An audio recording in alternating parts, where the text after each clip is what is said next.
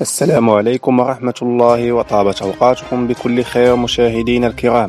مرحبا بكم معنا في هذه النشرة الجوية الخاصة بحالة الطقس بالمغرب ابتداء من يوم غد والأيام القادمة بإذن الله.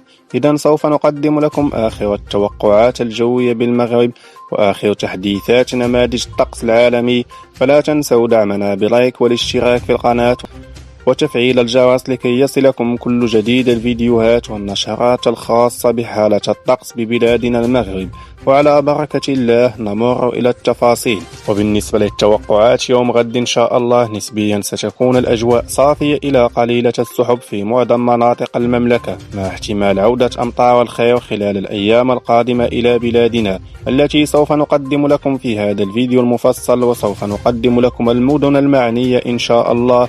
إذا يوم الأحد 8 يناير توقع دخول بعض التساقطات على أقصى الشمال المملكة، والمدن المعنية فهي طنجة، تطوان والعرائش وشفشاون، وكذلك للميمونة وباب برد، تبودا والمضيق وإساكن بحول الله.